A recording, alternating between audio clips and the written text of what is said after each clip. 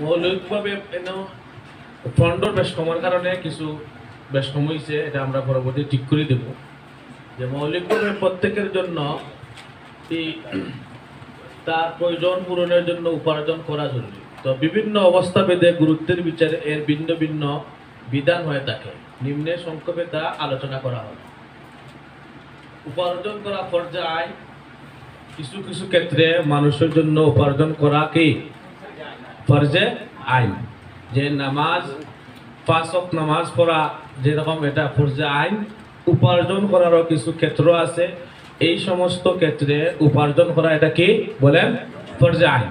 যেমন এক, জীবন বাঁচানোর প্রয়োজনীয় উপকরণ না থাকলে উপার্জন করা ফরজে আইন। আপনার জীবন বাঁচাইতে গিয়া যা কিছু প্রয়োজন, এই প্রয়োজন পরিমাণ যদি উপকরণ না থাকে, এই পরিমাণ উপার্জন করা আমার আপনার জন্য কি ফরজে আইন। কারণ ফরজ ইবাদত সমূহ এতটুকু না হলে আদায় করা যায় না। আর যে বিষয়ের উপর ফরজ ইবাদত সমূহ নির্ভরশীল হয় সেটাও কি হয়ে যায় ফরজ হয়ে যায়। আমরা তার কারণ জানি, মুকাদ্দিমাতুল ওয়াজিবি ওয়াজিব আছে না, মুকাদ্দিমাতুল ফারজি ফারজুন, মা লা ইয়াতাআত্তা আল ফারজু ইল্লা বিহি ইয়াকুনু ফারজান। বিভিন্ন শব্দের মূলনীতি আছে, অর্থাৎ যেটা ছাড়া ফরজ আদায় হয় না সেটাও কি ফরজের অন্তর্ভুক্ত। তাই জীবন বাঁচানোর প্রয়োজনীয় উপকরণ না থাকলে উপার্জন করা এই ক্ষেত্রে কি বলে ফরজে আইন। 2, স্ত্রী ও নাবালেগ সন্তান থাকলে তাদের জীবিকার প্রয়োজন পরিমাণ সম্পদ উপার্জন করা ফরজ। কারণ এদের ব্যয় নির্বাহ করা ব্যক্তির আবশ্যকীয় দায়িত্বের অন্তর্ভুক্ত। নাবালিগ সন্তান যারা আছে, নাবালিগ সন্তানের নাফাকা কার জিম্মায়? বাবার জিম্মায় না? এবং স্ত্রীর নাফাকা কার জিম্মায়? স্বামীর জিম্মায়। সুতরাং স্বামীর জন্য তার স্ত্রীর ভরণ পোষণ যে পরিমাণ প্রয়োজন এবং নাবালিগ সন্তানাদির লালন পালনের জন্য যে পরিমাণ অর্থের প্রয়োজন, সেই পরিমাণ অর্থ উপার্জন করা কি বলেন ফরজে আইন। মাতা পিতা বৃদ্ধ ও দরিদ্র হলে তাদের জীবিকা পরিমাণ সম্পদ উপার্জন করা ফরজ। কারণ মা বাবা যদি বৃদ্ধ হয় এবং দরিদ্র থাকে, দুইটা কয়, বৃদ্ধ এবং কে দরিদ্র। মাতা পিতা যদি আবার বৃদ্ধ থাকেন কিন্তু ওনাদের যথেষ্ট পরিমাণ সম্পদ আছে, তখন সন্তানের জিম্মায় ওয়াজিব না বাবা এবং মার কি ভরণ পোষণ করা। বাকি তারা যদি দরিদ্র হয়ে থাকে তাহলে সন্তান যে আছে সন্তানের জিম্মায় তার মা এবং বাবার কি ভরণ পোষণের জিম্মা কার জিম্মায় আসে? সন্তানের জিম্মায় আসে। 4 নম্বর, ঋণগ্রস্ত হলে ঋণ আদায় পরিমাণ সম্পদ উপার্জন করা ফরজ। এক ব্যক্তি মনে করেন 5 লাখ টাকা সে ঋণী, সে নর্মালি তার চলাফেরা সে করতেছে, কিন্তু এই ঋণ আদায় করা এটা অন্যের হক আদায় করা ওয়াজিব কিনা বলেন? তাই এই ঋণ পরিশোধ করতে গিয়ে এই পরিমাণ উপার্জন করাও তার জন্য কে ফরজ।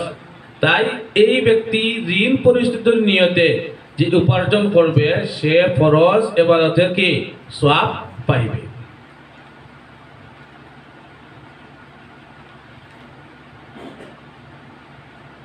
উপার্জন করা মুস্তাহাব। 2 নম্বর কি উপার্জন করা মুস্তাহাব। প্রথমটা আমরা কি গেল, উপার্জনের প্রথম স্তর ফরজে আইন।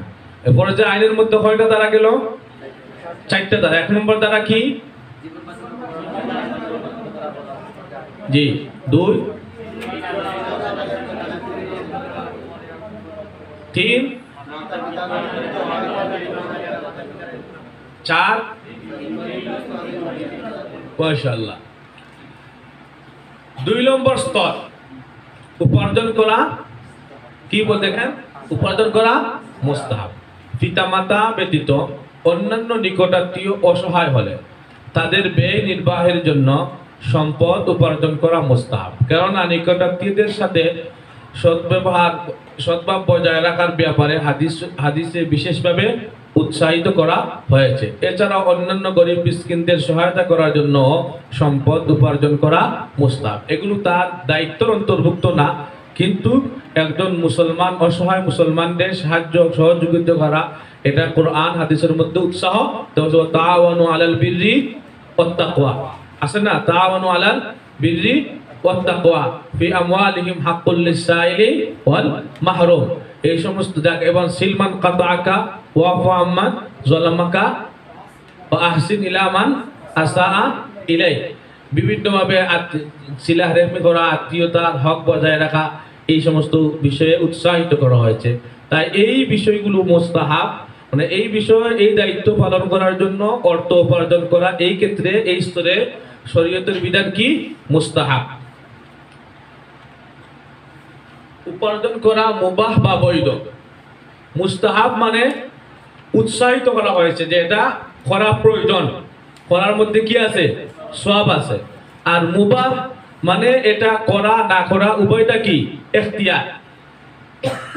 বাকি মুবাহ কাজ, এটার মধ্যে যখন নিয়ত করে নেবেন, মুবাহ কাজটা করার যখন নিয়ত করে নেবেন যে অন্য মানুষের সাহায্য সহযোগিতা করা বা এগুলোর মাধ্যমে দ্বীনি কাজে সাহায্য সহযোগিতা করা, এই নিয়ত করার কারণে এই ব্যক্তি কি তা ইন্নামাল আমালু বিন্নিয়াত, সে এই যে নিয়ত করে, তাহলে এই নিয়তের কারণে অসংখ্য অগণিত যত বিষয়ে নিয়ত করবে সব বিষয়ে সে কি পাইবে? সওয়াব পাইবে। নিয়তুল মুমিনি খায়রুম মিন আমালিহি, মুমিনের নিয়ত তার আমলের চেয়েও কে? শ্রেষ্ঠ। অর্থাৎ একজন মানুষ সে উপার্জন করবে এই স্তরে মুবাহ, কিন্তু সে যে নিয়ত ভালোভাবে করে নেয় যে আমি ফরজ আদায় করব, আমার অন্যান্য বিষয় যেগুলো মানুষের সাহায্য সহযোগিতা করব, যেগুলো আমার দায়িত্ব না, তাহলেও এই সমস্ত ক্ষেত্রে এই নিয়তে সে যে উপার্জন করবে, এই উপার্জনটা তার অনেক সওয়াবের বিষয়ে পরিণত হবে। যেমন নিজের ও পরিবারের চাহিদা পরিমাণ সম্পদ থাকা সত্ত্বেও আরাম আয়েশ ভোগ বিলাসের জন্য সম্পদ উপার্জন করা কে? মুবাহ। প্রকাশ থাকে যে শেষোক্ত দুটি অবস্থা কিছু শর্ত সাপেক্ষে বৈধ। ওই যে মুস্তাহাব এবং কি উপার্জন, দ্বিতীয় এবং তৃতীয়, এটা নিঃশর্তভাবে এটা বৈধ এরকম না, শর্ত সাপেক্ষে বৈধ। মৌলিক শর্তসমূহ হলো উপার্জন করতে যে ফরজ ও ওয়াজিব দায়িত্ব ত্রুটিযুক্ত না হওয়া, উপার্জন হালাল হওয়া, মিথ্যা প্রতারণা ঘুষ ইত্যাদি হারাম পন্থা মুক্ত হওয়া। এই যে মৌলিক নীতিমালাগুলো, যে আপনি মুস্তাহাব এবং মুবাহ এই দায়িত্ব পালন করতে গিয়ে আপনি হারামের কি আশ্রয় নিতে পারবেন না, আপনার ফরজ ইবাদত এর মধ্যে বিঘ্নতা সৃষ্টি করতে পারবেন না, ওয়াজিব দায়িত্বের মধ্যে আপনি বিঘ্নতা সৃষ্টি করতে পারবেন না। মনে করেন আপনার মাদ্রাসার দায়িত্ব, আপনি চাকরি করেন মাদ্রাসা, মসজিদ অথবা যে কোনো যে প্রতিষ্ঠানে চাকরি করেন, যে পরিমাণ কাজ এই প্রতিষ্ঠানে করা শর্ত, এই পরিমাণ কাজ আপনার জিম্মায় ওয়াজিব, কারণ আপনি বার্তা পাইতেছেন, তার সাথে অঙ্গীকার আবদ্ধ। তখন এর অতিরিক্ত কাজ করতে গিয়ে যদি আপনার এই ওয়াজিবের ত্রুটি হয়, তাইলে এই মুস্তাহাব এবং এই বৈধ মুবাহ উপার্জন যেটা, সেটার অনুমোদন শরীয়তে থাকবে না। 4, উপার্জন করা না জায়েজ। উপার্জন করা না যায়, এটি তখনই যখন তার অহংকার বা লোক দেখানোর উদ্দেশ্য হয় অথবা উপার্জনের পদ্ধতিটাই হারাম হয়। তাইলে আমরা এ পর্যন্ত উপার্জনের স্তর কয়টা স্তর জানলাম? 4টা স্তর। 1 নম্বর স্তর, খালি শিরোনামগুলো বলেন। 1 নম্বর স্তর জি ফরজে আইন। এই ফরজে আইনের মধ্যে কয়টা ধারা আছে? 4টা। 2 নম্বর মুস্তাহাব। 3 নম্বর এই 2 এবং 3 এটা শর্তযুক্ত না শর্ত মুক্ত? কি শর্ত?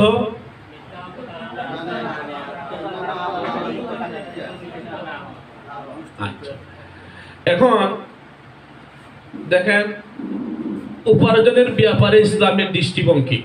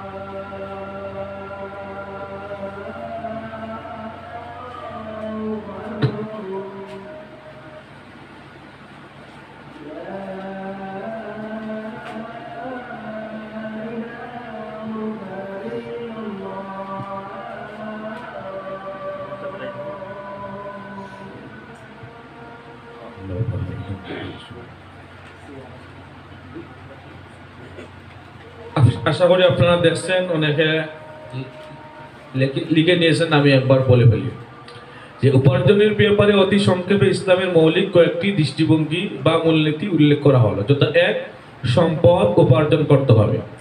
2, শরিয়া নির্দেশিত পথে উপার্জন করতে হবে। 3, উপার্জিত সম্পদ আল্লাহর দান।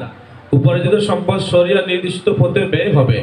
উপার্জনের ক্ষেত্রে নিয়তের পরিশুদ্ধিকরণ। এই মৌলিক 5টি দৃষ্টিভঙ্গি উপার্জন, যে উপার্জন করা লাগবে, যে উপার্জন করতে হবে, এটার উপার্জনের শরী বিশ্লেষণ আমরা পূর্বে উল্লেখ করছি 4টা স্তর। এক ক্ষেত্রে তো ফরজে আইন, আরেকটা ক্ষেত্র আছে সেটা কে মুবাহ, আরেকটা মুস্তাহাব, আরেকটা কি নাজায়েজ। এখন গুরুত্বপূর্ণ একটা বিষয় আপনার সামনে পেশ করতে চাইতেছি যে শরীয়তের মৌলিক যে উদ্দেশ্য বলে, গতকালকে আমি কোন প্রসঙ্গে কিছু বলছিলাম যে মাকাসিদে খামসা, শরীয়তের 5টি মৌলিক কি মকসুদ রয়েছে শরীয়তের আইনের। এর মধ্যে একটি হলো আদ-দ্বীন। আদ-দ্বীনু আন-নাসলু আল-আকলু আল-মালু। বলেন আদ-দ্বীনু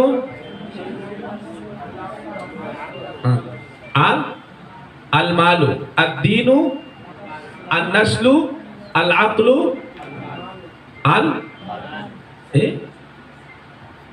আদ-দ্বীনু আন-নাসাবু আন-নাসলু। আদ-দ্বীনু আন-নাসলু আল-আকলু আল-মালু। 4টা। আরো একটা আছে বলে গেছি এই মুহূর্তে, হ্যাঁ,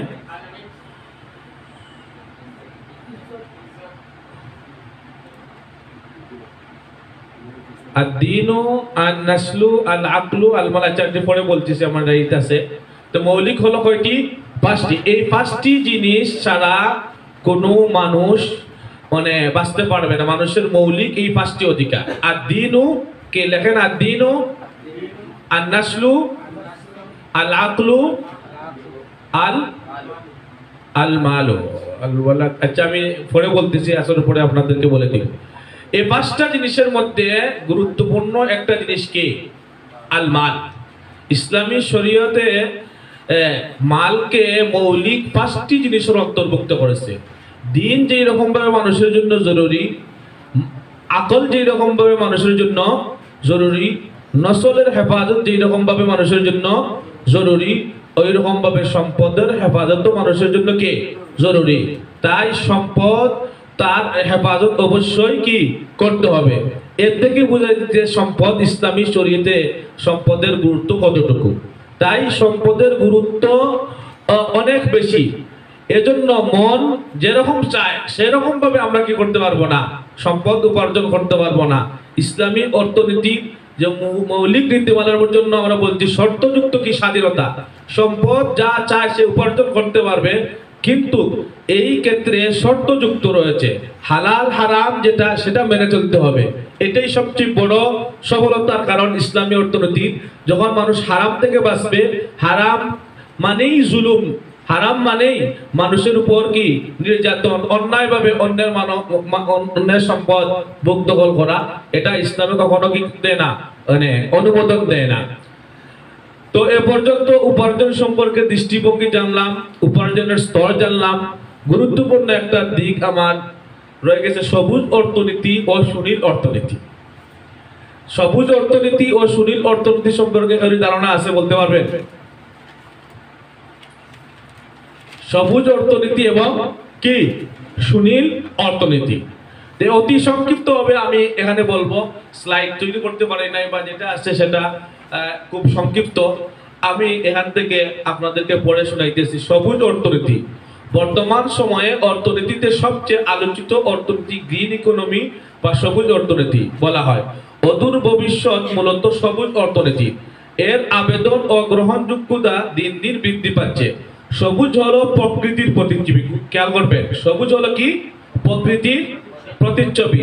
প্রকৃতি সবুজ, তাই প্রকৃতি ও পরিবেশ বোঝাতে সবুজ শব্দ ব্যবহার করা হয়। পরিবেশের ক্ষতি সাধন না করে পরিবেশ ও প্রাকৃতিক ভারসাম্য রক্ষা করে অর্থনৈতিক উন্নয়নই মূলত সবুজ অর্থনীতিতে খ্যাত। যেমন গাছ, বৃক্ষ এবং সবুজ তরুলতা, এই সমস্ত যে জাতীয় যে সম্পদ যেগুলো রয়েছে, হুজুরে বলছেন সামুদ্রিক এই যে বিভিন্ন সম্পদ রয়েছে, গতকালকে আলোচনা করছেন, এই সমস্ত বিষয়গুলোকে কাজে লাগিয়ে যে অর্থনীতির সম্ভাবনা যেটা রয়েছে সেটাকে অগ্রগতি হওয়া, এই বিষয়ে পরিবেশের সাথে ক্ষতি না হয়, পরিবেশ বান্ধব অর্থনীতি আমরা বলতে পারি। সবুজ অর্থনীতি বলতে কি? পরিবেশ বান্ধব কি অর্থনীতি। সবুজ অর্থনীতির সূচনা, এর সংজ্ঞা আমি উল্লেখ করছি না, সময় কভার হবে না। আধুনিক অর্থনীতিতে সবুজ অর্থনীতির ধারণা খুব একটা নতুন নয়। 1989 ইংরেজি সনে যুক্তরাজ্যের পরিবেশবাদী একদল অর্থনীতিবিদ সর্বপ্রথম তাদের এক অর্থনৈতিক প্রতিবেদনে সবুজ অর্থনীতি শব্দটি ব্যবহার করেন। পরবর্তীতে 2008 এর অর্থনৈতিক মন্দার পর ইউএনএফ অর্থনৈতিক পুনরুদ্ধারের জন্য সবুজ প্রণোদনা প্যাকেজ প্রস্তাবনা দিয়ে আসে। বিভিন্ন সরকার প্রধানদেরকে সেই প্রস্তাবনা বাস্তবায়নের সুপারিশ করা হয়। তাহলে প্রশ্ন যে সর্বপ্রথম মানে সবুজ অর্থনীতি নিয়ে আলোচনা কত সালে শুরু হয়? 1989। এবং পরবর্তীতে ইউএনএফের মধ্যে কত সালে আলোচনা হয়? 2008 সালে। এরপরে 2010 ইংরেজি সনে ইন্দোনেশিয়ায় নুসা দোয়া শহরের ইউএনএফ গ্লোবাল মিনিস্ট্রিয়াল এনভায়রনমেন্ট ফোরামের মন্ত্রীগণ এই ব্যাপারে একমত হয়েছেন। বর্তমানে অর্থনৈতিক চ্যালেঞ্জগুলোকে সবুজ অর্থনীতি আরো ভালো করে মোকাবেলা করতে পারবে, এ নিয়ে কাজ করা উচিত। এখন আমরা আসি যে ইসলামের মধ্যে সবুজ অর্থনীতির দিক নির্দেশনা কি বা ইসলাম কি বলে এই ব্যাপারে।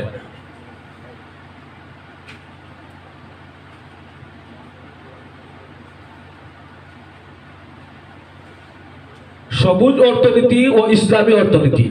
সবুজ অর্থনীতির সাথে ইসলামের কোনো বিরোধ নেই, বরং ইসলাম আরো আগে থেকে পরিবেশ ও প্রকৃতি রক্ষার প্রতি গুরুত্বারোপ করে আসছে। হাদিসে বৃক্ষরোপণের প্রতি বিশেষ গুরুত্বারোপ করা হয়েছে। হাদিসে ইরশাদ হয়েছে, মা মিন মুসলিমিন ইয়াগরিসু গারসান আও ইয়াজরাউ যারাআন ফায়াকুলু মিনহু তায়রুন আও ইনসান আও বাহিমাতুন ইল্লা কানা লাহু বিহি সাদাকা। যে মুসলিম কোনো বৃক্ষরোপণ করবে অথবা চাষাবাদ করবে, এরপর তার থেকে পাখি, মানুষ বা চতুষ্পদ জন্তু আহার করবে, এর বিপরীতে তার জন্য সাদাকা বরাদ্দ হবে। সহিহ বুখারী শরীফের হাদিস। তাহলে বলেন ইসলামী অর্থনীতির মধ্যে সবুজ অর্থনীতি আছে কিনা?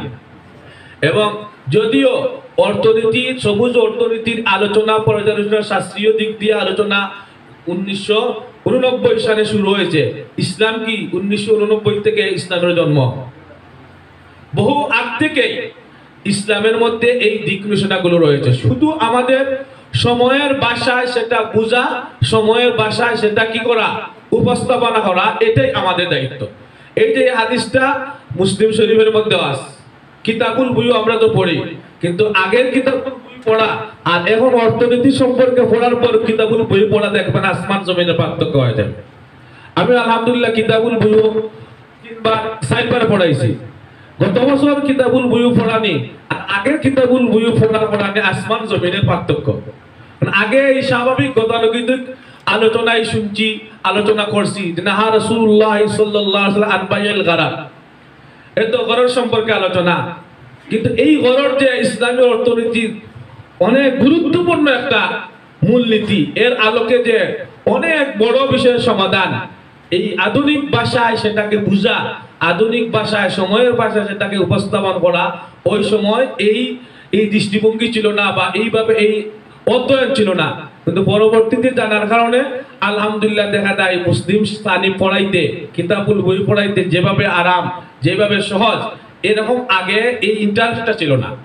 তাই আশা করি আপনারা যদি অর্থনীতি সম্পর্কে সবারই কম বেশ পড়া আছে, আমরা যে ফিকহুল বইও পড়ি, কিতাবুল বই পড়ি না, হেদায়ের মধ্যে আছে সবাই পড়ি, কিন্তু ওই বইটারে আমরা সময়ের ভাষায় বোঝা এবং সময়ের ভাষায় সেটাকে মানুষের সামনে পৌঁছে দেওয়া, এটাই আমাদের সামনে সবচেয়ে বড় চ্যালেঞ্জ।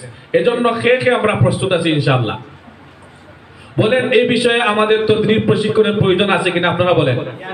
যেহেতু আমরা ছাত্র কর্মজীবী, আমাদের এই জন্য আলাদা বছর 2 বছর 2 মাস ধারাবাহিক দেওয়া অনেক কঠিন, প্রায় অসম্ভব পর্যায়ে।